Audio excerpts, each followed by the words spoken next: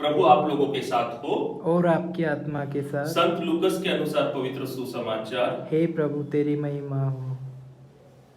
धिक्कार तुम लोगों को, क्योंकि तुम नबियों के लिए मकबरे बनवाते हो, जबकि तुम्हारे पूर्वजों ने ही उनकी हत्या की।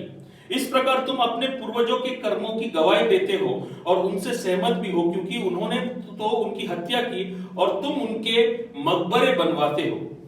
इसलिए ईश्वर की प्रज्ञा ने यह कहा, मैं उनके पास नबियों और प्रेरितों को भेजूंगा, वे उनमें कितनों की हत्या करेंगे और कितनों पर अत्याचार करेंगे। इसलिए संसार के आरंभ से जितने नबी का रक्त बहाया गया, हाबिल के रक्त से लेकर जकरियास के रक्त तक, जो वेदी और मंदिर गर्भ के बीच मारा गया था, उसका हिसाब इस पीढ़ी को चुकाना पड़ेगा। मैं तुमसे कहता हूं, उसका हिसाब इसी पीढ़ी को चुकाना पड़ेगा। शास्त्री और धिक्कार तुम लोगों को, क्योंकि तुमने ज्ञान की कुंजी ले ली है। तुमने स्वयं प्रवेश नहीं किया और जो प्रवेश करना चाहते हैं उन्हें रोका।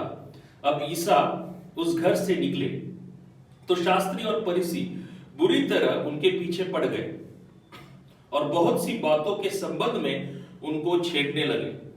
वे इस ताक में थे कि ईसा ने किसी न किसी कथन में दोष निकाल ले। प्रभु का सुसमाचार।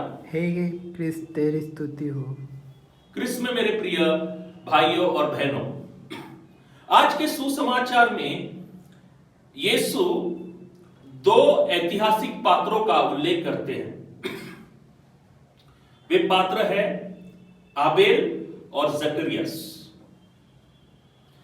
इब्री शास्त्र के अनुसार हाबेल का उल्लेख शास्त्र के प्रारंभ में है और जकरियास का उल्लेख हिब्री शास्त्र के अंत में है।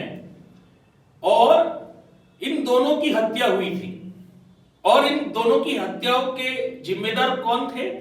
ये परुषी और शास्त्रियों के पूर्वज ही थे। यीशु उनके सामने ये दो हत्याओं का जो है कहानी प्रस्तुत करते हैं और साथ ही साथ इन दोनों हत्याओं के बीच जितने भी नबियों की हत्याएं इनके लोगों ने की, इनके पूर्वजों ने की, उसका भी उल्लेख करते हैं। इतिहास के प्रारंभ में और इतिहास के अंत में, यहूदी इतिहास, यहूदी पौराणिक इतिहास के प्रारंभ में और अंत में। और यीशु स्थापित करते हैं कि ये जो है उपरोध है, स्वयं इनकी हत्या करना, अपने नबियों की हत्या करना और अभी उनके लिए मकबरे बनवाना, क्योंकि जो स्वभाव उन पूर्वजों का था वही स्वभाव उनके जो वंशज फरीसी और शास्त्री आगे लेके जा रहे हैं।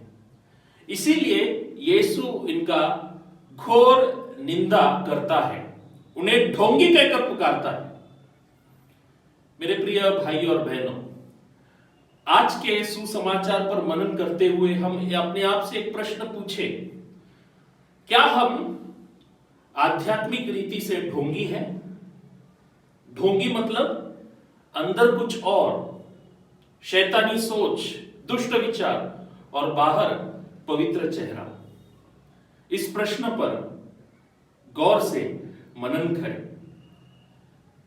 मतलब क्या? सही आध्यात्मिकता मतलब अंतकरण और बाहरी वर्तन में एक समतोल, संतुलन। क्या हम सच्ची आध्यात्मिकता के पथ पे आगे बढ़ते हैं क्या? इस प्रश्न पर मनन करें। आमीन।